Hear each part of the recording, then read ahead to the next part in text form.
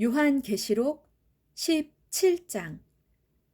그때 일곱 대접을 쏟아부은 일곱 천사들 가운데 한 천사가 내게로 오더니 말했습니다.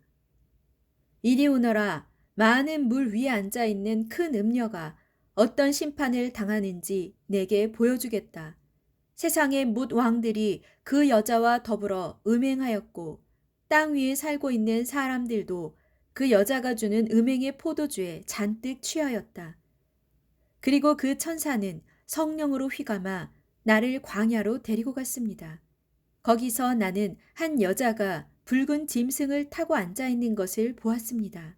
그 붉은 짐승은 7개의 머리와 10개의 뿔을 가지고 있었는데 온 몸에는 하나님을 모독하는 말들로 가득 쓰여 있었습니다. 그 붉은 짐승 위에 타고 있는 그 여자는 자주색과 진홍색 옷을 입고서 금과 보석과 진주로 화려하게 치장하였고 손에는 금잔이 들려 있었는데 그 금잔 안에는 온갖 가증스러운 것들과 자기 음행의 각양 더러운 것들로 가득 차 있었습니다. 그리고 그 여인의 이마에는 큰 바벨론 곧 온 세상 음녀들과 모든 가증스러운 것들의 어미라는 수수께끼 같은 이름이 적혀 있었습니다.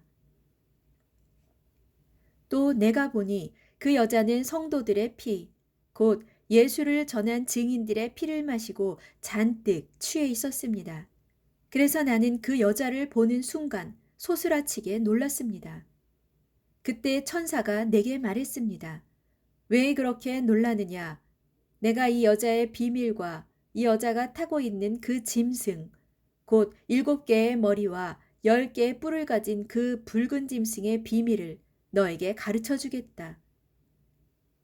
네가 본 그 붉은 짐승은 전에는 있었으나 지금은 없으며 장차 무저갱에서 잠시 올라와 마침내 영원한 멸망의 구덩이에 떨어질 자이다.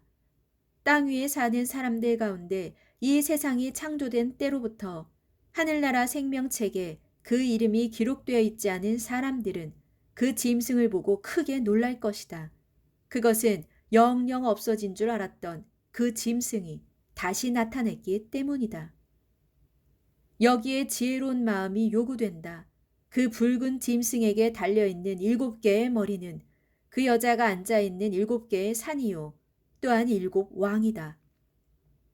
그들 가운데 5은 이미 망했지만 하나는 지금 있고 나머지 하나는 아직까지 나타나지 않았다. 그러나 장차 그 나머지 하나가 나타날지라도 잠시 동안만 있게 될 것이다. 또 전에는 있다가 지금은 없는 그 붉은 짐승은 8째이다. 그 역시 7왕들과 같은 부류로서 마침내 멸망의 구덩이에 떨어지게 될 것이다. 또 네가 본 대로 그 붉은 짐승에게 달려있는 10개의 붉은 10명의 왕들을 가리키는데 그들이 아직은 나라를 차지하지 못하여 왕위에 오르지 못했지만 장차 그 붉은 짐승과 함께 얼마 동안 왕권을 차지할 것이다. 그러면 그들 10명의 왕들은 한 가지 목적을 가지고 자기들의 권력과 힘을 그 붉은 짐승에게 주어 다 함께 힘을 합쳐 어린 양을 대적해서 죽기 살기로 싸울 것이다. 그러나 어린 양은 만주의 주시요 만왕의 왕이심으로 그들을 능히 이기실 것이며 또한 어린 양과 함께 있는 사람들 곧 하나님께 부르심을 받고 택하심을 받은 충성된 성도들도 더불어 이길 것이다. 그때 그 천사가 또 나에게 말했습니다. 네가 본 많은 물, 곧 음녀가 앉아있는 많은 물들은 온 세상의 모든 백성들과 무리들과 나라들과 언어들이다.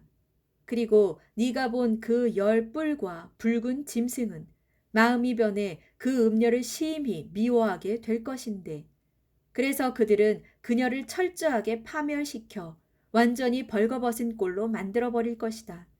더 나아가 그들은 그녀의 살을 먹고 그녀의 몸뚱이를 불살라 버릴 것이다. 일이 이렇게 된 것은 하나님께서 자신의 말씀을 온전히 성취하실 때까지 10왕들의 마음을 움직여서 그들로 하여금 하나님의 계획대로 행하도록 모두 한 마음이 되게 하셨고, 그래서 그들이 모두 합심하여 자신들의 권세를 그 붉은 짐승에게 넘겨주었기 때문이다. 네가 본 그 여자, 곧 붉은 짐승을 타고 앉아 있는 그 음녀는 땅 위의 왕들을 다스리는 권세를 가진 큰 도성 바벨론이다.